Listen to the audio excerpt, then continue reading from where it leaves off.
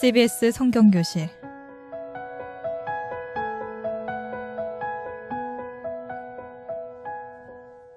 이 시간은 창세기부터 요한계시록까지 성경 66권 속에 숨어있는 하나님의 말씀을 함께 공부하는 시간입니다. 안녕하세요. 창세기를 여러분과 함께 공부할 최영삼 목사입니다. 오늘도 저를 도와주실 세 분 나오셨습니다. 네, 안녕하세요. 새창원교회 구종혜 집사입니다.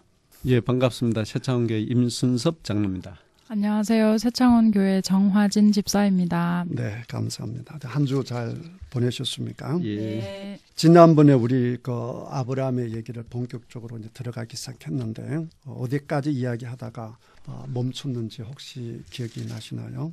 12장 1절에 있는 말씀을 가지고 했죠. 특별히 그죠? 떠나라고 하는 단어를 가지고 말씀을 드렸는데 아브라함 얘기하면 여러분들 기억 속에 가장 많이 떠오르는 생각이 뭡니까? 믿음의 조상. 믿음의 조상.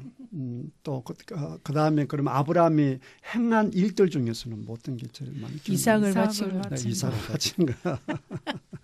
합창하다시피 그 말씀하시는데 지금 이제 12장이 떠나라고 하지 않습니까? 그 이삭을 바치는 게 혹시 몇 장이 있는지 혹시 아세요? 12-10을 하면 됩니다. 22장. 네, 그 22장이죠. 그 22장에 보게 되면 이삭 바치는 얘기가 나옵니다. 네, 이삭을 10장에 거쳐서 이제 출발해서 떠난 목적지가 단순하게 땅만 떠난 게 아니라 아브라함이 처음 하나님의 그 부르심을 받았을 때는 갈대 우르에서 어떤 신앙을 가지고 있었죠?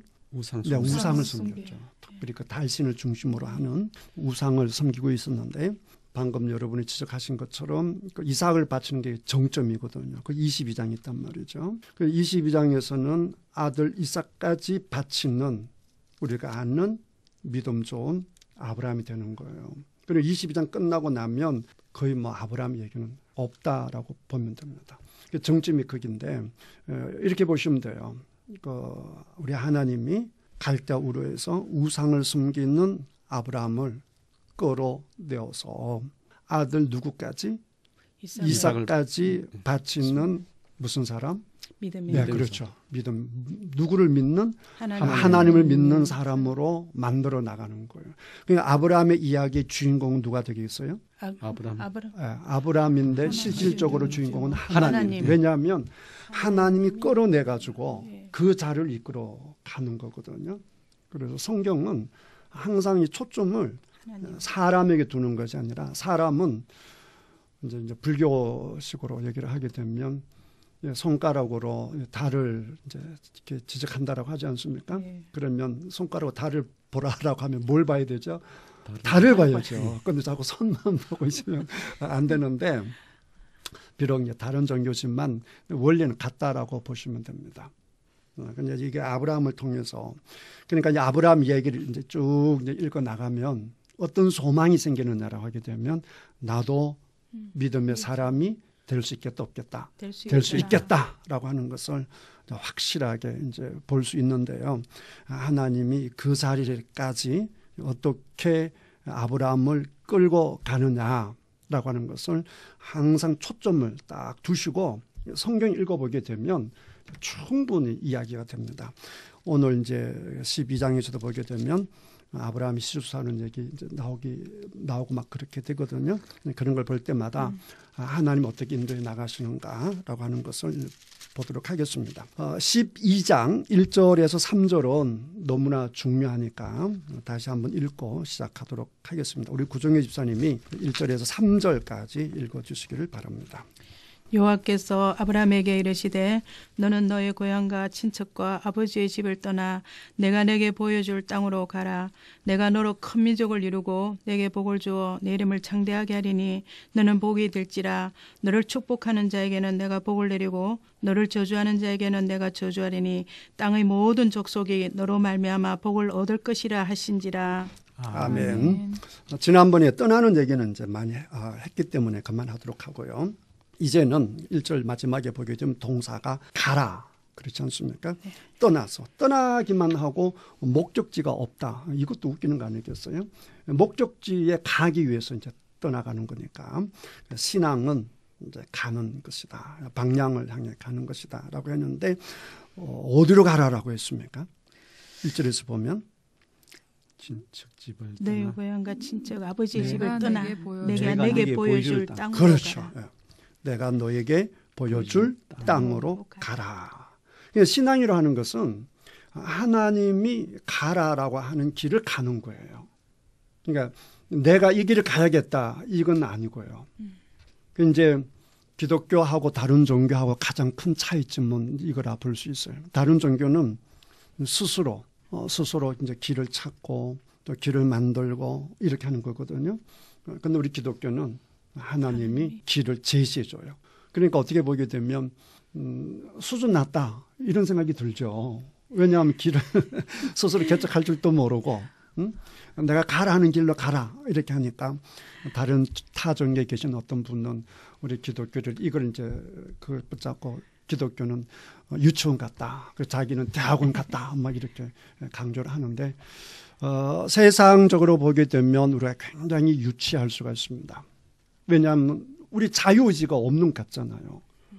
그렇잖아요. 아브라함 인생도 보게 되면 하나님이 끌어내가지고 그러니까 이제 객관적으로 보시는 분들은 이건 너는 수준이 너무 낮아 이렇게 얘기를 하는데 이제 잘 생각하셔야 되는 것이죠. 왜냐라고 하게 되면 하나님은 영원하신 분이고 우주 만물을 만드신 분이고 우리를 사랑하신 분이시기 때문에 이 땅에 있는 70억의 모든 인구가 다 아인슈타인 같이 머리가 좋다라고 해도 70억 아인슈타인이 모여도 누구에게 미치지 못해요? 하나님에게 미치지 못하시는 것이죠. 그러니까 그 하나님의 말씀을 붙잡고 가는 것이 그것이 신앙이다. 네 가고 싶은 대로 가는 게 아니다. 라고 하는 것입니다. 이거는 우리 방주 때도 마찬가지였죠. 하나님이 노아에게 방주를 만들어라 했잖아요. 배하고 방주하고 가장 큰 차이점이 뭐라고 했죠? 배하고 방주 가장 큰 차이점. 배는 스스로 갈 수 있고 네, 방주는 제자리에 머무는. 네, 맞습니다. 이제 그걸 조금 더 이제 쉽게 얘기를 하면 배는 내 스스로 운전이 가능해요. 그러니까 앞으로 가고 싶으면 앞으로 가고 뒤로 가고 싶으면 뒤로 가고. 그래 우리가 배를 타고 목적지 갈 수 있지. 그게 없으면 우리 배를 어떻게 타겠어요. 그냥 방주는 운전할 수 있는 기능이 없는 거예요. 그러니까 떠 있게만 하는 거예요. 움직이는 거는 그냥 바람대로 파도 치는 대로 움직이는 거죠. 이제 그 차이점이죠. 그냥 그 방주가 교회를 상징한다라고 하지 않습니까? 그러니까 교회가 정확한 목적 의식을 딱 가지고 운전하는 건 아니에요. 그 목적 의식 누가 갖느냐? 하나님이 갖는다 그 말이에요. 그냥 교회는 철저하게 누구를 따라가야 된다? 하나님을 따라가야 된다라고 하는 것입니다. 그러면 교회는 예수 믿는 사람의 공동체가 교회잖아요. 그러니까 우리 개인을 봐도 마찬가지지. 지금 바로 그 얘기를 하는 거거든요. 네가 운전하지 말라는 거예요. 운전을 누가 하는 거예요? 하나님이 하시는 거예요. 그냥 하나님이 인도하시는 대로 가라. 하나님 보여줄 땅으로 가라. 라고 하는 것입니다. 그래서 우리 신앙이라고 하는 것은 주님께서 지시하는 대로 가는 것이 신앙이다. 이거를 시편 119편 105편 이렇게 써놨어요. 주의 말씀은 내 발의 등이요 내 길의 빛이니이다. 그러니까 주의 말씀대로 간다 그 말이죠. 그 다음에 사도 바울은 그런 고백하잖아요. 내가 표대를 향하여 가고 그렇죠. 달려갈 때도 내가 방향을 정해서 가고 하는 얘기가 다 그런 얘기입니다. 본인이 결정하는 게 아니라 하나님께서 지시하는 대로 성령께서 인도하시는 대로 가는 것이 신앙이다라고 하는 것을 우리가 여기서 다시 한번 볼 수가 있습니다. 그러니까 떠나서 가라라고 하는 것이죠. 그 다음에 이제 2절 3절은 하나님께서 아브라함에게 일방적으로 선포하는 축복이죠. 그렇잖아요. 축복이죠. 내가 너로 큰 민족을 이루고 너에게 복을 주어 너 이름을 창대하게 하리니 너는 뭐가 될지라? 복이 될지라입니다. 복을 받을 것이다가 아니죠. 복이 될지라죠. 복을 받을 것이다라고 하고 복을 받을 것이다라고 하는 것하고 너는 복이다라고 하고 어떤 차이점이 있죠? 너는 복이다 하는 것은 이미 복을 받았다. 존재 자체가 복인 거죠. 예, 받았. 그러니까 뭐 그 사람이 뭐 집을 얻든 뭐 못 얻든 관계없이 그 생명 자체가 뭐라는 거예요? 복이다. 복이다. 이게 훨씬 더 큰 축복이죠. 너는 복이다. 그랬고 그럼 그 어떤 복이냐? 그 3절이 그 복의 내용이라 볼 수 있습니다. 너를 축복하는 자에게는 내가 복을 내리고 너를 저주하는 자에게는 내가 저주하리니 땅의 모든 족속이 너로 말미암아 복을 얻을 것이라 하신지라. 이게 이제 고대 사회에서 지금도 그런 것이 있는데요. 예를 들면 우리가 이제 한미, 한국하고 미국하고 군사 동맹을 맺게 되면 군사 동맹을 맺었어요. 제3국에서 우리나라를 쳐들어왔다. 우리나라를 쳐들어왔다라고 하면 미국은 어떻게 생각하는 거예요? 자기 나라를 그래, 자기 나라를 쳐들어왔다라고 생각해서 우리나라에 전쟁이 일어나게 되면 이제 가서 도와주는 거죠. 마찬가지로 미국의 제3국에 누가 공격을 했다. 그럼 우리도 그대로 달려가는 거죠. 이거는 지금도 그런데 옛날에도 마찬가지입니다. 옛날에도 그랬어요. 똑같은 얘기죠. 똑같은 얘기예요. 그러니까 이거는 좀 더 이렇게 한 단계 깊이 생각해 보면 이게 무슨 얘기냐라고 하게 되면 네가 곧 나다라고 하는 생각이에요. 너를 저주하는 자는 결국 나를 저주하는 거랑 마찬가지죠. 그러니까 내가 그건 가만히 두지 않겠다는 것이고 너를 축복하는 자는 나를 축복하는 자니까 나도 그를 축복하겠다라고 하는 얘기니까요. 이 얘기는 예수님께서도 제자들에게 말씀하셨어요. 예수님께서도 제자들을 파송하시면서 너희 가서 복음을 전할 때 너희를 영접하는 자는 누구를 영접하는 것이다? 나를 영접하는 것이다 라고 했어요. 그래서 그 사울이 다메섹으로 예수 믿는 사람을 잡으러 막 가다가 다메섹 길에서 예수님이 나타나셨죠. 그리고 사울을 향해서 사울아 사울아 네가 왜 나를 핍박하느냐 그랬습니다. 근데 사울은 예수를 핍박한 적이 있어요? 없어요? 없죠. 본 적도 없는데. 본 적이 없는데 무슨 핍박을 하겠어요? 단지 누구를 핍박했느냐? 예수님을 믿는 사람을 핍박한 거예요. 그래서 예수님이 나를 믿는 자를 픽박하는 자가 곧 누구를 핍박한 거다? 나를 핍박했다라고 하는 얘기가 똑같은 얘기니까. 그게 복이라고 하는 것이죠. 우리가 요 복을 누가 받느냐라고 하게 되면 그 아브라함이 가졌던 그 믿음을 갖는 사람은 누구든지 아브라함의 자손이 되어서 아브라함의 복에 참여하는 것이거든요. 그러니까 여러분들이 아브라함을 믿는 그 아브라함 같은 그 하나님에 대한 신앙을 가질 때 아브라함의 복이 누구의 복이 되는 거예요? 나의 복. 여러분들의 복이 되는 것이고 나의 복이 되는 줄 믿습니다. 아멘. 정말 귀한 복 아니겠습니까? 이 로마서에도 잘 나와 있는데 여러분 참고해 주시면 좋겠습니다. 자, 여기에서 복이라고 하는 개념을 한번 생각해 보도록 하겠습니다. 복이 뭐죠? 이제 복 얘기를 이제 하나님이 처음 사람에게 했던 것이 이제 앞으로 한번 볼까요? 뭐 창세기니까 1장에 보시면 하나님이 이제 남자와 여자를 창조하시고 그래 그들에게 처음 이제 행한 것이 1장 28절에 나와 있거든요. 1장 28절 우리 장로님 한번 읽어보시죠. 하나님이 그들에게 복을 주시며 하나님이 그들에게 이르시되 생육하고 번성하여 땅에 충만하라. 땅이 정복하라. 바다의 물고기와 하늘의 새와 땅에 움직이는 모든 생물을 다스리라 하시니라. 아멘. 그럼 여기서 복이 뭐죠? 생육하고 번성하고 땅에 충만하고 땅을 정복하고 그렇죠. 또 다스리는 것. 다스리고. 복을 주시면서 그들에게 말씀하셨으니까. 그렇죠. 자, 여기 참 재밌는 것 같아요. 여기에 지금 하나님이 남자와 여자를 창조하시고 복을 주신 상태는 에덴 동산이 깨어진 상태입니까? 아니면 에덴 동산이 그대로 유지되던 상태입니까? 유지되던 상태이죠. 이렇게 한번 생각해 보십시다. 에덴 동산이 완전히 붕괴된 상태예요. 그런데 자식을 낳으면 이 자식들이 전부 다 골치 아픈 놈들만 태어나요. 그 다음에 내가 이 세상을 다스리는데 모든 사람들이 흉악하고 말 안 듣고 못된 짓만 하는 나라에 가서 내가 다스리는 겁니다. 그러면 그게 복인가요? 복이 아닌가요? 어떻게 보면 복이 아닐 수도 있겠다. 쉽게 생각해도 복이 아니죠. 왜냐하면 자식이 많으면 많을수록 그게 오히려 이렇게 화가 되고 되는 게 근심이 되고 스트레스가 되는 거잖아요. 그렇지 않습니까? 예를 들어 엄마한테 아줌마 막 그러고 아버지에게 아저씨 막 이러고 요즘 보게 되면 뭐 부모를 막 때리는 사람도 있고 심지어 막 잠자는데 시끄럽게 했다가 막 죽이기도 하고 맞아요. 막 이러는데 그런 자식이 사방에 있다 생각해 보세요. 자식이 복이겠어요. 그 아픔이지. 그러니까 이게 참 잘 생각해야 되는 거예요. 잘 생각해야 되는 거라고요. 그러니까 복이라고 하는 것이 정말 뭐냐라고 하는 것을 잘 생각해야 된단 말이죠. 그러니까 성령이 말하는 복이라고 하는 것은 이런 걸 얘기하는 거예요.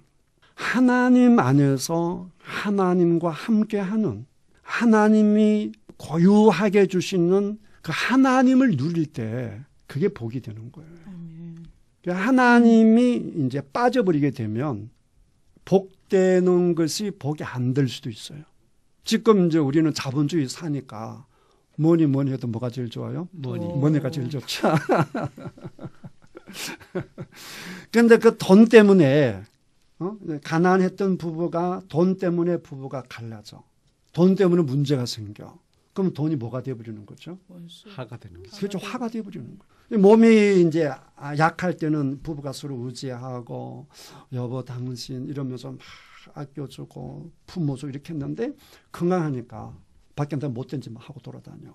그럼 이 건강은 복이에요? 아니면 합니다. 예, 오히려 화가 되는 것이죠. 그러니까 이 복의 개념에 대해서 그러니까 하나님을 떠난 것들은 보면 복이다라고 100% 얘기할 수 있는 것이 없어요. 복일 수도 있고 화가 들 수도 있는 거. 다 상대적이죠. 상대적. 그런 의미에서 보게 되면 복이라고 하는 것은 하나님밖에 없는 거예요. 그러니까 우리가 하나님과 함께함이 복인데 하나님과 함께함이 복이고 그러니까 아담과 하와가 처음 남자와 여자가 태어났을 때는 생각해 보세요. 모든 것이 그 샬롬한 상태 아닙니까? 문제를 일으키는 것이 하나도 없잖아요. 그 자식이 태어나도 모든 자식이 뭐 하는 자식이죠? 효도하고 기쁨을 주는 자식이지 않습니까?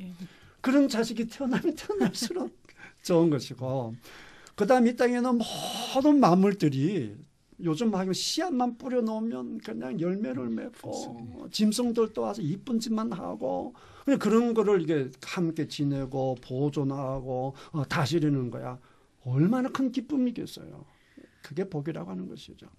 그러나 하나님이 떠나버린 상태에서는 온전히 복이다라고 할 수 있는 것이 없다라고 하는 것을 항상 생각하셔서 우리 성경이 말하는 복은 전부 다 뭐다? 하나님이다 이렇게 보시면 됩니다. 그러니까 복의 근원은 하나님이시고 하나님으로부터 오는 것이 복이지 그러니까 하나님으로부터 오지 않는 것들은 오히려 복이 아닐 수가 있다. 그러니까 눈에 보이는 것에 조심해야 되는 거예요. 눈에 보이는 것이 조심해야 되고 복이라고 하는 것은 언제나 하나님이다. 그래서 지금 우리 하나님께서 아브라함이 주신 복은 뭐냐라고 했더니 너는 복이다. 복이 될지다라고 했는데 그리고 3절에 이제 12장 3절에서 붙여준 말씀은 간단히 말하면 내가 네가 되어주겠다라고 하는 것이거든요. 이보다 더 큰 복이 어디 있겠어요. 너를 건드리면 내가 가만히 두지 않을 거야. 너를 사랑하면 나도 그것도 사랑할 거야. 이런 복을 오늘도 우리들에게 주시는 줄 믿습니다. 아멘. 그 복이다라고 하는 것을 깨달았으면 좋겠고 제가 아까 1장 28절 읽었던 그 복의 단어랑 지금 그 12장 2절에 있는 그 복의 그 단어 자체가 오늘과 똑같습니다. 바라크라고 그냥 참조만 하시고 똑같은 단어입니다. 그러니까 하나님과 관련된 것이고 이게 하나님 자체가 복이다라고 하는 것을 염두에 두시고 이제 하나님의 말씀이 주어졌는데 그 말씀을 어떻게 실천해 나가는지 이제 12장 이제 4절에 보게 되면 하나님의 말씀에 대한 아브라함의 반응이 나타나 있습니다. 우리 정지사님만 읽어보시죠. 이에 아브라함이 여호와의 말씀을 따라갔고 롯도 그와 함께 갔으며 아브라함이 하란을 떠날 때에 75세였더라. 아멘. 아멘. 복권의 로또라고 하는 거 있죠. 그 로또가 이때부터 나왔다. 뭔가 했더니 여기 뭐라고 되어 있어요? 로또 그와 함께 갔으며 농담을 로또가 이때 생겼다라고 했는데 자 아브라함이 무엇을 쫓아갔죠? 여호와의 말씀을 말씀을 쫓아갔습니다. 잘 보세요. 하나님은 항상 수준에 맞춰서 말씀을 주세요. 지금 아브라함의 믿음의 수준이 높아요, 낮아요? 높습니다. 출발 상태인데 출발 상태는 열입니다. 그렇죠. 그러니까 22장에 가서 이제 절정에 올라가는 거고 우리 지난 시간에 배웠잖아요. 갈대아우르에서 말씀을 듣고 쭉 가다가 하란에 눌러앉아 버렸잖아요. 하란 눌러앉아 돈이 잘 벌려서 잘 안 벌렸어요? 잘 벌렸죠. 돈이 잘 벌려지니까 눌러앉아 버렸잖아요. 그리고 하나님이 또다시 말씀하시는 거잖아요. 그러니까 아직도 아브라함은 하나님이 누군지 잘 모르는 거예요. 그러니까 영광의 하나님이 나타나서 체험은 했지만 체험했다라고 해서 그분이 계셔. 이거는 분명히 알지만 우리가 이제 성경을 다 읽고 나서 하나님의 속성은 이러하시고 그 다 아는 거랑 별개잖아요. 그러니까 아직은 아브라함이 하나님을 제대로 모르는 상태죠. 그러니까 오늘 12장 1절에서 3절 말씀을 보시게 되면 떠나라라고 하는 것은 좀 부담이 된다라고 할지라도 지난주에 충분히 말씀을 드렸으니까 떠나는 것은 목숨을 각오하는 떠남이라고 했잖아요. 자, 그럼에도 불구하고 하나님이 전반적으로 주시는 말씀은 복된 말씀이에요? 아니면 부담되는 말씀이에요? 복된 말씀이잖아요. 왜? 아직 아브라함이 뭐하니까? 아직 애기니까. 어리니까. 하나님은 눈높이 맞춰서 말씀을 주시는 거예요. 이거 보기에는 복 준다는 얘기밖에 없잖아요. 그렇죠? 내가 복 주겠다. 그러니까 이제 어리지만 이제 아브라함은 하나님 부인할 수는 없잖아요. 왜냐하면 영광의 하나님 나타나셨지. 그냥 갈 때 우리 또 다시 나타나셨지. 그러니까 이제 하나님 말씀 붙잡고 가는데 다행히 너무나 다행스러운 거죠. 그 말씀이 너무 달콤한 말씀이잖아요. 내가 너를 복이 되겠다라고 했으니까 하나님은 이렇게 우리를 인도하시는 거예요. 그러니까 우리가 교회 가도 그렇죠. 처음에 가면 새 가족에게는 처음에 달콤한 이렇게 만나죠. 목사님도 그러고 장로님도 그러시고 새 가족부도 그러고 그다음 구역 식구들도 그러고 절대 부담 안 주고 오냐 그러고 하지 않습니까? 그러니 이제 서서히 이제 직분이 올라가고 이러면 일꾼이 되면 상황이 달라지지. 애기들 타면 이제는 장성했으면 장성한 일을 해야 되는 거니까. 아브라함에게도 그렇게 다가가시는 우리 하나님을 부를 수 있다 이렇게 볼 수 있고요.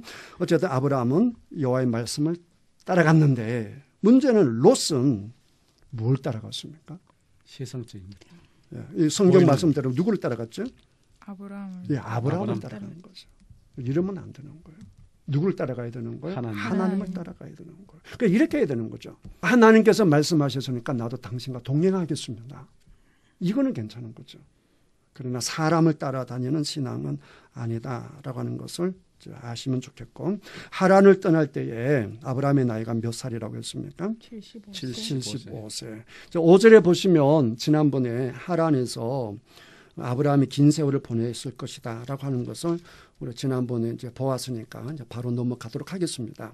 자, 6절에 넘어가면 자, 하란에서 계속 땅을 지났다라고 했는데 이제 지도를 보시게 되면 이스라엘이라고 하는 나라에서 중심으로 보게 되면 하란은 위쪽에 있나요? 아니면 밑에 쪽에 있나요? 하란은 밑에 쪽. 아니 이스라엘 중심으로 보게 되면 이쪽 위쪽에 있어요.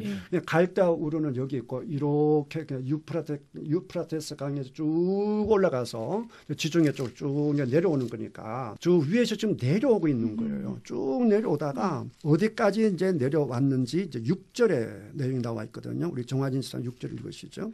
아브라함의 그 땅을 지나 세겜 땅 모래 상수리 나무에 이르니 그때 가나안 사람이 그 땅에서 거주하였더라. 네. 어디에 도착했다라고 했습니까? 6절에 어느 땅에 도착했다라고 했죠? 세겜 땅. 세겜 땅. 세겜 땅. 구체적인 세겜을 이렇게 동그라미 해놓으세요. 세겜이 굉장히 중요합니다. 세겜 땅에 이제 도착했다라고 하는 것을 이제 확인을 하고, 그다음 세겜 땅에서 어떤 일이 있었는지 이제 7절, 8절 정화집사 계속 읽으시죠.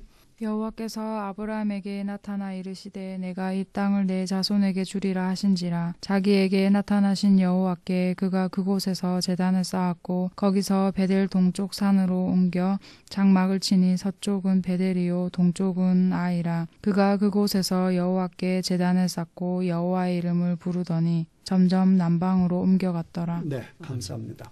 자, 세겜이 이제 중요하다고 했습니다. 그렇죠? 일단 세겜을 딱 해놓고 세겜 땅에 딱 도착했는데 도착해서 거주하였다라고 했잖아요. 예. 살았다는 얘기잖아요. 그렇죠? 그럴 때 하나님이 말씀 주신 말씀이 있는데 핵심이 뭐냐? 내가 이 땅을 내 너 자손에게 주리라. 그럼 그 땅에 살아야 돼요? 안 살아야 돼요? 살아야 그 땅에 됩니다. 살아야죠. 예. 그렇죠. 준비하고 있습니다. 그 땅에 살아라 하고 하나님이 나타나셨 또 말씀하셨죠. 예. 그러니까 어떻게 보면 세 번째 나타나신 것이죠. 예. 그러니까 아직 아브라함이 하나님에 대한 이제 여러 지식도 아직 없는 상태란 말이죠. 그러니까 유치원생이라 보시면 돼요. 그러니까 하나님이 계속 나타나셔가지고 안내를 하시는 겁니다. 그러니까 우리가 믿음 생활을 할 때 이제 가다라고 하면 그냥 가면 돼요. 순종하면 누가 다 책임져 줘요? 하나님이 다 책임져 줘야 되는 거예요. 믿음은 그냥 하나님 붙잡고 다 가는 거다. 이렇게 보시면 되고요. 하나님이 나타나 이 땅 줄게. 그러니까 아브라함이 하나님 앞에 뭘 했죠? 7절에 마지막 부분 보시면 제단을 쌓았죠. 고맙습니다. 하고 제단을 쌓았습니다. 근데 8절에 보니까 또 그들이 옮깁니다. 그렇죠? 예. 특히 이제 동쪽을 우리 전에 얘기했는데 여기서 보면 또 동쪽이 나와요. 그렇죠? 거기에서 베델 동쪽 산으로 옮겨 장막을 치니 서쪽은 베델이요 동쪽은 아이다. 그랬습니다. 여러분 지도를 잘 몰라서 그러는데 지도를 갖다 놓고 보면 세겜은 이 베델보다 훨씬 위에 있습니다. 그러니까 동쪽으로 갔다라기보다는 전체적으로 보게 되면 위에서 밑으로 내려오는 겁니다. 세겜이 약간 동쪽일 수도 있지만 그러나 전체적으로 보게 되면 밑으로 확 내려오는 거예요. 밑으로 한참 내려오는 것인데 처음에 하나님께서 이 땅을 줄게라고 했던 것은 세겜이고요. 제단을 쌓아놓고는 계속해서 하란에서부터 쭉 내려오는 거잖아요. 세겜까지 내려와서 다시 어디까지 내려왔느냐라고 하게 되면 베델까지 내려왔어요. 베델에서 그 다음에 구절을 보니까 어디까지 갔어요? 남방까지 갔어요. 남방까지 내려가요. 남방은 또 훨씬 더 그 밑에예요. 계속 내려가고 있는 거예요. 그러니까 이게 보게 되면 우리가 이제 아브라함이 분명히 7절에서 땅을 너 자손에게 줄 거다라고 했는데 왜 아브라함이 자꾸 내려갈까? 이런 생각을 해볼 수가 있습니다. 그런 것, 그 원문을 좀 가져보시고. 자, 그 다음에 세겜 땅이 중요할까요? 안 중요할까요? 아까 동급에 칠했으니까 중요하죠. 네. 그 다음에 힌트가 있잖아요. 하나님이 가라 했다가 처음으로 이 땅이야 라고 했잖아요. 그래서 그 땅이 중요하죠. 떠난 이유가 뭡니까? 어디 가기 위해서 떠난 거예요? 하나님께 지시한 땅으로 가기 위해서 간 거잖아요. 계속 갔는데 하나님이 딱 보여주신 이게 무슨 땅이다? 네가 살아야 할 땅이다 라고 했으니까 굉장히 중요한 것이죠. 여기 오기 위해서 오는 거죠. 서쪽새가 국화 피우듯이 아브라함이 그 갈대우르에서 하란에서 쭉 왔는데 하나님이 딱 여기 오니까 여기야라고 했으니까 중요할 수밖에 없는 것이죠. 그래서 성경에 세겜이 자주 나옵니다. 야곱이 아버지를 속이고 형님을 속이고 이제 외지생을 하잖아요. 그러니까 밭담에서 돌아와서 단을 삽고 하나님 이스라엘 하나님하고 단을 쌓은 곳이 이 세겜이고요. 그 다음에 여호수아가 이제 24장에서 고비를 설교하는 땅이 세겜이에요. 그러니까 세겜이 굉장히 중요한 거예요. 그러니까 세겜은 가나안이라고 했을 때 가나안의 가나안이라고 보면 돼요. 하나님이 딱 이 땅을 지적해 이 땅이야라고 했으니까. 그리고 야곱에게도 하나님이 야곱이 꿈을 꿀 때도 사실은 이제 그쪽이 있거든요. 그러니까 하나님께서 이 세겜은 가나안의 중심지라고 보시면 되는 것이죠. 그러니까 얼마나 중요하겠습니까? 자, 그 다음에 이게 또 한 가지 이제 생각해 볼 수 있는 것이 뭐냐라고 하게 되면 그 6절을 보시면요. 세겜 땅은 세겜 땅인데 어디에 이르렀다라고 했습니까? 모래 상수리 모래 나무. 상수리 나무. 그럼 그 모래는 무슨 뜻일까요? 세겜 땅이라고 했으니까 세겜 땅 속에 있는 모래라고 하는 어떤 상수리죠. 기면, 예. 그러니까 이게 이제 지명일 수도 있고, 그러니까 세겜이나 큰 지명, 창원시 사림동 하는 그런 지역일 수도 있고, 그 다음에 이 상수리 나무를 가지고 있는 사람 이름일 수도 있고, 마물의 상수리 또 나오거든요. 그러니까 이제 사람 이름이 먼저 했다가 그게 그 사람 하다 보게 되면 그 뭐가 될 수도 있죠. 지명도 될 수 있는 것이죠. 이제 그런 것이고요. 자, 상수리 나무가 나왔습니다. 이 상수리 나무가요, 성경에 곳곳에 나옵니다. 왜 하필이면 이 상수리 나무일까요? 이거는 지극히 상식적입니다. 예를 들면 이런 겁니다. 여러분 이사를 쭉 갔어요. 이제 평지가 쭉 있습니다. 근데 뭐 나무들이 다 조금은 한데 한 나무에 큼직한 나무가 있어요. 건널 때 아주 좋은 나무가 있습니다. 그럼 집을 어디다 짓겠습니까? 큰 나무에다 짓는 거죠. 요즘 좀 콘크리트 집을 짓는 게 아니니까 자연식으로 짓는 거니까. 그다음 그 나무 밑에 집을 지어야 햇빛도 피할 수 있고 비도 피할 수가 있고 여러 가지 혜택을 누릴 수가 있는 것이죠. 지금 캄보디아 이런 데 가보세요. 가보시면 전부 다 이렇게 이제 나무, 좋은 나무에 집을 지은 걸 다 볼 수가 있습니다. 그거는 상식적이고 또 이런 거 이제 들판에 소풍을 갔습니다. 소풍을 갔어요. 그냥 다 다른 나무를 씌웠잖아.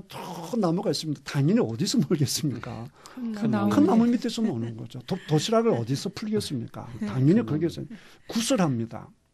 어디서 구슬하겠어요? 당연히 그 나무 밑에서 구슬하는 거죠. 그건 어느 나라나 마찬가지예요. 그리고 그건 이제 상식적이고요. 이 나무가 팔레스타인에 있는 이 상수리 나무가 10에서 한 13m 정도 자란답니다. 그럼 커요, 안 커요? 10m면 큰 나무죠.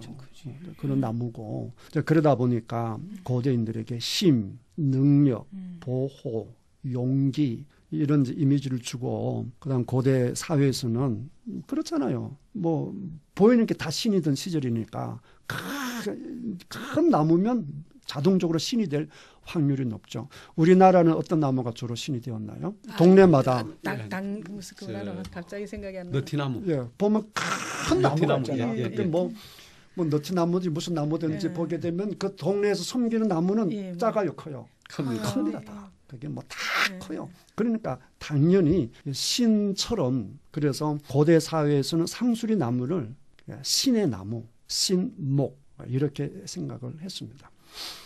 그래서 우리 성경에도 보게 되면요, 이제 뭐 내가 준비를 많이 했는데 그거는 다 제가 생략하도록 하고요. 그냥 크게만 제가 불러드릴게요. 주거지가 되고요. 방금 우리 아브라함이 거기 거주했잖아요. 주거지가 되고, 그다음에 종교 모임을 위한 집회 장소가 되고요. 이는 상식 아닙니까? 큰 나무 밑에 모여야 그늘도 피하고 하니까 당연히 그렇게 되죠. 그다음 생활 중심지, 그다음 우상 숭배처, 그다음 왕의 취임식, 이건 사사기에 그렇게 나와 있고, 그다음 휴식처, 그다음 매장지도 그렇죠. 예를 들어서 우리가 이제 가까운 분이 이제 돌아가셨다라고 하게 되면 그분은 어디 묻었는지 표시가 나야 될 거 아닙니까? 그 표시 제일 잘 나는 나무가 되겠죠. 그다음에 경계 표시. 옛날에는 지금쯤 청량이 안 돼 있으니까 항상 경계는 1차적으로 하는 강이죠, 강. 항상. 그다음 산이죠. 이제 그게 아니고 그냥 일반 평평한 평지다를 하게 되면 뭔가 이게 경계선이 있어야 되잖아요. 아무것도 없으면 뭘 갖다 놓죠? 아무것도 없다. 그럼 뭘 갖다 놓습니까? 경계석 나무. 그럼 돌을 갖다 놓을 돌을. 아무것도 없는 거니까. 근데 이제 큰 나무가 있으면 저거다 그러면 되잖아요. 그러니까 당연히 이제 경계가 되고, 이렇게 해서 이 상수리 나무가 성경에 곳곳에 나타난다라고 하게 이제 이해하시면 됩니다. 나무 얘기 나온 김에 그다음 성경에 또 많이 나오는 포도나무, 감람나무, 무화과 나무가 많이 나와요. 그런데 이 나무는 상수리하고는 달라요. 포도, 그다음에 무화과, 감람, 이 나무들은 다 열매를 주고 유익함을 많이 주죠. 그래서 이 나무들은 항상 풍족한 생활 이런 것들이 등달아 나타나는 것이고, 상수리 나무는 약간 다릅니다. 왜냐하면 상수리 나무가 이제 계속 나오기 때문에 제가 이제 참고적으로 얘기를 했고 13장 18절에도 보게 되면 상수리 나오거든요. 13장 18절에도 보게 되면 이 아브라함이 장막을 옮겨 헤브론에 있는 마므리의 상수리 숲으로 이르러 그랬잖아요. 그렇죠? 세겜에서 헤브론 또 밑인데 헤브론은 또 세겜보다 한참 또 밑이거든요. 헤브론 가가 또 어디다가 또 장막을 또 짓습니까? 또 역시 상수리 나무거든요. 그러니까 그게 그런 의미다. 그러니까 너무 복잡하게 생각할 것도 없고 그건 굉장히 상식선이다. 이렇게 보시면 되겠습니다. 어쨌든 세겜 땅에 머물렀는데 중요한 것은 하나님 나타나셔서 이 땅이다라고 했죠. 이 땅이다 했는데 8절에 보면 또 한참 또 밑으로 내려갑니다. 베델까지 내려갑니다. 베델 내려가서 동쪽으로 가잖아요. 이 문제가 있는 거죠. 성경 보기에 동쪽으로 가는 건 약간 문제가 있어요. 그럼에도 불구하고 8절은 그나마 다행스러운 것은 동쪽으로 옮기지만 그들이 무엇을 하죠? 8절에서 제단을 그렇죠. 제단을 쌓죠. 그러니까 조금 괜찮은 거예요. 제단을 쌓았으니까. 제단을 쌓는 괜찮아요.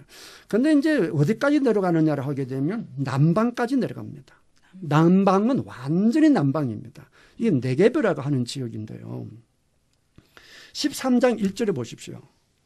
13장 1절에 그의 아내와 모든 소유와 롯도 함께 어디로 올라가니? 네게브로 올라가니 그렇잖아요. 요 네게브로 하고 그다음에 지금 우리가 읽고 있는 12장 9절에 남방으로라고 하는 단어가 똑같은 단어입니다. 하네게바 원어로 그랬습니다. 하네게바 단어가 똑같습니다. 똑같은데 9절에서는 남방으로 이렇게 해석을 했고 13장 1절에서는 네게브로 뭐하니? 올라가니 이렇게 했습니다. 왜냐라고 하게 되면 이 네게브라는 뜻이 남방이라는 뜻이 있어요. 그냥 13장 1절에서 남방으로 올라가니 그 말이 좀 이상하잖아요. 그러니까 그대로 이렇게 해놓은 거예요. 네게브로 해놓은 거예요. 네게브는 이스라엘 그 지도에서 가장 남쪽입니다. 그러니까 계속 내려온 거예요. 하나님 여기다라고 했는데 지금 계속 내려오고 있는 거예요. 그러다가 그 울고 싶은 애기한테 뺨을 때리면 애가 마음껏 막 울지 않습니까? 여보게 지금 아브라함이요. 분명히 하나님 생긴 땅을 짚어줬는데도 계속 어디로 가고 있어요? 남방으로 가고 있어요. 울고 싶은 거예요. 근데 하나님 뺨을 딱 때려줘요. 기근이 딱 생겨요. 그러니까 아마 됐다. 이렇게 해서 이제 그 애굽으로 가는 내용이 나와 있는데 이제 10절에 그게 나와 있습니다. 10절부터 15절까지 우리 구정희 주사님 한번 읽어주시죠. 그 땅에 기근이 들었으므로 아브라함이 애굽에 거류하려고 그리로 내려갔으니 이는 그 땅에 기근이 심하였습니다. 그가 애굽에 가까이 이르렀을 때에 그의 아내 사례에게 말하되 내가 알기에 그대는 아리따운 여인이라. 애굽 사람이 그대를 볼 때에 이르기를 이는 그의 아내라 하여 나는 죽이고 그대는 살리리니 원하건대 그대는 나의 누이라 하라. 그러면 내가 그대로 말미암아 안전하고 내 목숨이 그대로 말미암아 보존되리라 하니라. 아브라함이 애굽에 이르렀을 때에 애굽 사람들이 그 여인이 심히 아리따움을 보았고 바로의 고관들도 그를 보고 바로 앞에서 칭찬하므로 그 여인을 바로의 궁으로 이끌어 들인지라. 아멘. 자, 거기까지요. 많은 분들이 이렇게 이 구절을 이제 시작하거든요. 하나님의 말씀에 순종했음에도 불구하고 아브라함에게 뭐가 임했다? 기근이 임했다. 네, 얼마든지 그럴 수 있죠. 그럴 수 있지만 그럼에도 불구하고 성경을 자세히 보게 되면 하나님 분명히 세겜 땅에서 이 땅이다라고 했어요. 그렇잖아요. 그런데도 자꾸 내려가는 것은 그 문제가 있는 거죠. 그런 의미에서 아마 동쪽이란 단어를 붙이지 않았을까 생각을 하고요. 그다음에 기근이 왔습니다. 그럼 뭘 해야 되죠? 기근이 왔어요. 믿음의 사람들이 뭘 해야 됩니까? 제단을 쌓고 제사를 그렇죠. 제사를 드려야죠. 우리로 치면 기도를 해야죠. 하나님 살려주세요. 하나님 말씀 듣고 이렇게 왔는데 하나님 왜 이러세요? 이러면서 호소하기도 하고 속상하다고 털어놓기도 하고 어쨌든 이 문제를 누구에게 가져가야 됩니까? 하나님께 가져가야 됩니다. 그런데 하나님께 가져갑니까? 안 가져갑니까? 안 가져갑니다. 이게 문제입니다. 참 이상해요. 아브라함만 그런 게 아니에요.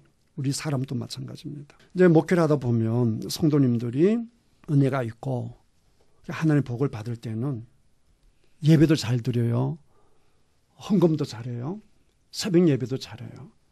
그런데 하나님이 하지 말라는 걸 하면서 매를 맞기 직전에 가만히 보면요. 예배 생활도 잘 안 하고요. 헌금 생활도 잘 안 하고요. 기도 생활도 안 해요.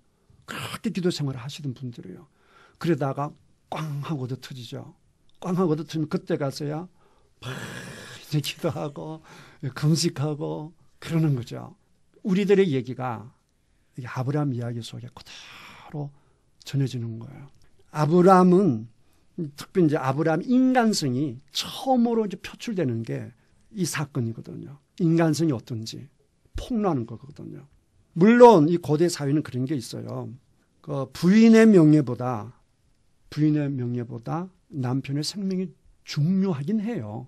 지금 이런 말을 하면 여자들한테 혼나죠. 이때는 고대 사회니까 그런 문화가 있긴 해요. 그럼에도 불구하고 이러면 안 되죠. 자기 살겠다고 부인을 파는 거잖아요. 이거는 그냥 그 형식적으로 파는 게 아니에요. 실질적으로 팔았습니다. 인신매매를 한 거예요. 인신매매를 하고 그 값을 받았어요, 안 받았어요? 받았죠. 예. 얼만큼 많이 받았는지 16절 우리 93만 읽어보실래요?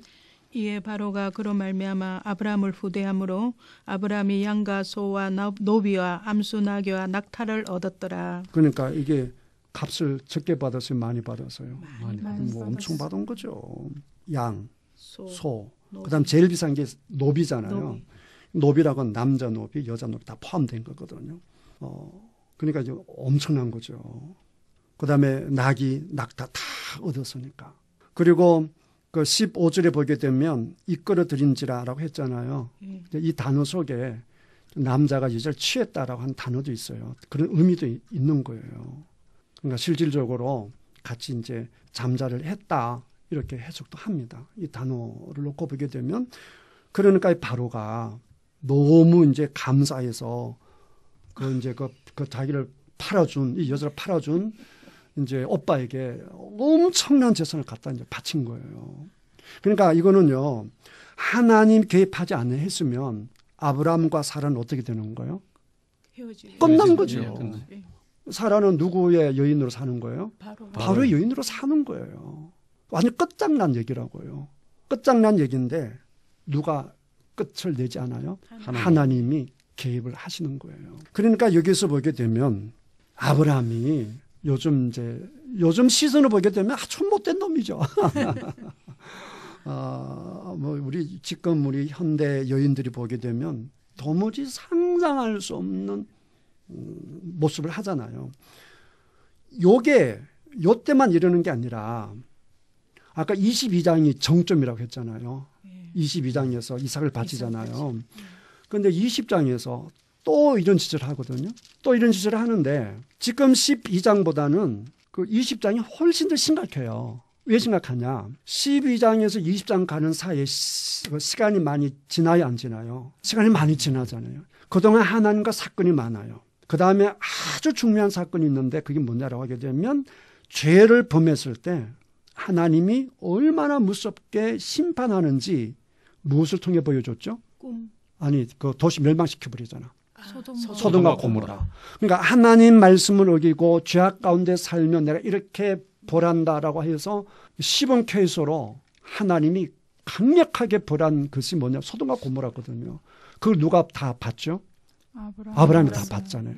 소돔과 고모라가 왜 멸망했는지 아브라함이 가장 정확하게 알죠. 왜냐하면 천사는 다 얘기를 했으니까. 그렇죠? 그런데도 하나님이 소돔과 고모라를 멸망시켜버렸잖아요. 그러면 아브라함이 하나님 무서워해야 돼? 안 무서워해야 돼요? 무서워해야 돼요. 그런데도 20장 가게 되면 똑같은 죄를 또 범합니다. 그러니까 성경은 절대로 인간의 모습을 포장하지 않습니다. 우리들에게 주는 복음이에요. 그럼에도 불구하고 그 일정한 선에 이르게 하는 일정한 믿음의 그 선에 도달하게 하시는 분이 누구라고요? 하나님이라고요. 아브라함의 이야기를 우리가 보면 정말 은혜가 넘치는 거예요. 아브라함은 계속 실수를 하고 믿지 못하고 이러지만 끌고 가가지고 그 정점에 아브라함을 끌어다 놓는 분이 누구냐라고 하게 되면 하나님이다라고 하는 것이고, 그걸 처음으로 인간성을 이제 보여주면서 하나님이 간섭하는 첫 번째 사건이 이 애굽에서 사건입니다. 사례가 예쁘긴 예뻤나 봐요. 그렇죠? 이 당시에 이제 문헌들 보면 실질적으로 그런 일이 있었대요. 이제 파라오 같은 이제 그런 권력자들이 예쁜 이제 부인이 있으면 그 남자를 죽이고 데려간 그런 기록들이 나온다라고 해요. 그러니까 그런 게 있으니까 아브라함이 두려워하지 않았겠습니까? 그러니까 아브라함은 나만 살겠다라고 하는 건데, 여러분 잘 보시면 남방으로 내려가서 문제를 부닥치고 고통 가운데 있는 중에서도 아브라함은 하나님을 안 찾습니다. 이게 죄의 특성이거든요. 지금도 그래요. 지금도 성도님들을 보면 이게 막 매를 맞기 전에 막 죄를 범할 때 보면 하나님 앞에 나아가지 않아요. 하나님 앞에 나아가면 살거든요. 돌아서거든요. 그래서 하나님 나아가지 않고 계속 무시해버리는 거예요. 분명히 하나님이 이 땅 주겠다, 내가 늘 복을 주겠다, 넌 복이다 라고 했는데, 그냥 하나님 말씀 믿고 떠났으니까 그냥 세겜 땅에서 딱 눌러 앉아서 하나님 감사합니다 이러면 되는데, 결국 기근이 왔다라고 해서 내려가는 거죠. 여러분, 그 신앙생활 하는데 사탄이 우리를 제일 많이 이용하는 게 뭔 줄 아세요? 두려움입니다. 두려움. 결국 그 아브라함이 뭐 때문에 내려갔겠어요? 두려움 때문에 내려갔다고요. 무슨 두려움? 굶주림. 그래, 왜냐하면 기근이 일어났으니까 굶어 죽을 수밖에 없잖아요. 두려움이 왔으면 그 두려움 어디로 가져가야 돼요? 하나님 앞에 가져가야 되는데 그냥 환경만 보고 있는 거예요. 신앙은 환경을 볼 거냐, 하나님을 볼 거냐, 그 싸움이에요. 하나님을 보면 이기는 것이고 환경을 보면 이길 자가 없나니 하나도 없어요. 다 지게 되어 있습니다. 그거를 이제 볼 수 있습니다. 자, 그 다음에 이게 너무 유명하니까 쉽게 넘어가도 될 것 같아요. 자, 17절이 이제 하나님이 개입하심이 이제 드러나는 것이지요. 이제 우리 구집사는 17절에서 20절까지 읽어주시죠. 여호와께서 아브라함의 아내 사레의 일로 바로와 그 집에 큰 재앙을 내리신지라. 바로가 아브라함을 불러서 이르되 너가 어찌하여 나에게 이렇게 행하였느냐? 너가 어찌하여 그를 내 아내라고 내게 말하지 아니하였느냐? 너가 어찌 그를 누이라 하여 내가 그를 데려다가 아내를 삼게 하였느냐? 내 아내가 여기 있으니 이제 들어가라 하고 바로가 사람들에게 그의 일을 명하매 그들이 그와 함께 그의 아내와 그의 모든 소유를 보내었더라. 아멘. 자, 17절에 보시면 여호와께서 아브라함의 아내 사레의 일로 바로와 그 집에 큰 재앙을 내리신지라 라고 했는데, 큰 재앙이 임한 거를 하루 만에 알 수 있어요, 없어요? 누가 죽는 거 아니면 모를 것 같아요. 그럼 바로가 죽었어요, 살았어요 지금? 살았어요.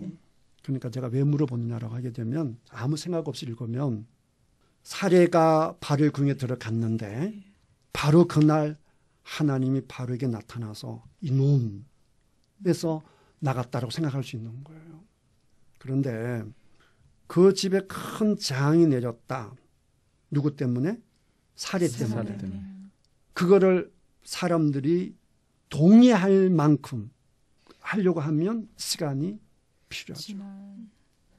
꽤 시간이 많이 필요해요. 다른 문헌에 보게 되면 몇 년을 지났다라고 하는 그런 기록도 있습니다. 그러니까 이 이야기를 왜 하냐고 하게 되면 아브라함이 서로 완전히 팔아치겠다니까요. 완전히 팔아버렸어요. 팔아버려서 다른 문헌에 보면 그런 얘기가 있어요. 아브라함이 죄책감도 느끼기도 하는데 그렇지만 어쩔 수가 없는 거예요. 상대가 누구예요? 바로예요. 바로. 그건 어쩔 수가 없는 거예요. 그런 얘기도 나오고 막 그러는데 이게 하루아침에 돌아오는 건 아닙니다. 정확한 날짜는 모르지만 꽤 긴 시간이 지나가는 것이고 20장도 마찬가지입니다. 20장을 보게 되면 여기에서는 재앙의 내용이 없잖아요.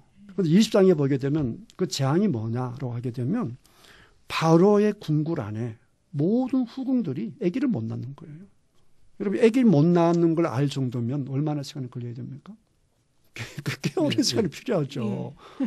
그러니까 이게 단순하게 금방 가서 금방 돌아오고 그게 아니다는 거예요. 꽤 시간이 가고 이게 순간적으로 확 딱 지나가는 그런 사건이 아니다라고 하는 것입니다. 여러분이 여기 이제 여자 두 분이 계시니까 살이라고 한번 생각해 보세요. 감당할 수 있겠습니까? 정말 감당하기 힘들죠. 만약에 우리 딸한테 사위가 이런 행동을 했다면 내가 가만히 있겠습니까? 절대로 용납되지 않는 것이지요. 자, 그럼에도 불구하고 하나님이 어떻게 회복시켜 주시느냐, 어떻게 회복시켜 주시느냐라고 하게 되면 바로가 아브라함을 불러서 좋게 얘기하고 원망도 하지만 그러나 재산 줬던 거 뺐어요, 안 뺐어요? 안 뺐고 다 고스란히 다 줍니다. 회오리 바람이 지나갔어요. 회오리 바람이 지나고 났더니 13장 1절 2절을 한번 보시겠습니까? 우리 장로님 한번 읽어보시죠. 13장 1절 2절.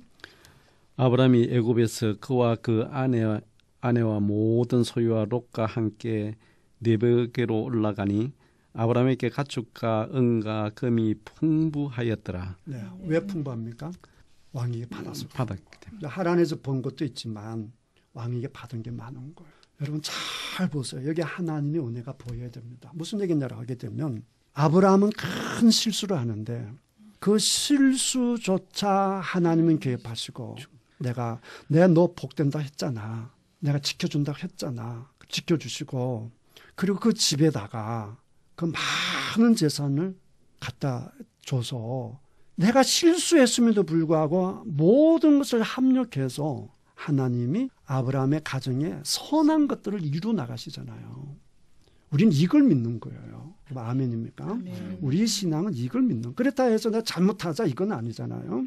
그냥 우리가 잘못했음에도 불구하고 하나님처럼 내치는 것이 아니라 우리를 끝까지 그것조차 사용하셔서 기업과 하나님이 원하시는 방향으로 누굴 끌고 간다? 아브라함을 끌고 가고 오늘 우리들을 끌고 가신다라고 하는 것을 볼 수 있습니다. 시간이 되어서 여기까지 하도록 하겠습니다. 오늘 배운 말씀 우리 한마디씩 할까요? 우리 장로님. 예, 저는 오늘 본문의 말씀에서 그 아브라함에게 시금 땅에서 거주하라고 했는데 그 남방으로 내려가는 것은 세상적으로 좋은 것을 따라서 내려간 것 같습니다. 내려가다 보니까 거기 기근도 오고 그렇죠. 아내도 빼앗기는 아픔도 있지만은 그래도 그 하나님이 사랑하셔서 회복시켜주는 줌을 볼 수 있고 저희들은 그 아버지 말씀에 더욱더 순종을 해야 복을 받는구나 걸 알 수 있습니다. 아멘. 감사합니다. 아브라함이 애굽 바로에게 아내를 팔았다는 그거에 분노. 아주 긴 시간이라고는 생각을 못 했었는데 사례가 많이 힘들었겠다 이런 생각이 들면서 그 사례를 다시 원위치로 돌이키시는 하나님을 보면서 되게 좋으신 하나님이구나 그런 생각을 했습니다. 네. 저는 오늘 아브라함의 믿음을 보면서 실수를 하고 때로는 믿음의 고집을 피우거나 아브라함이 아직 그까지는 가지 아니했다 할지라도 고집을 피우지 아니하고 하나님을 쫓아가는 그런 신앙이 되었으면 좋겠습니다. 네, 어쨌든 아브라함 하나님 말씀 쫓아갔으니까 감사합니다. 지금까지 예청해 주신 여러분 대단히 감사합니다. 고맙습니다. 감사합니다.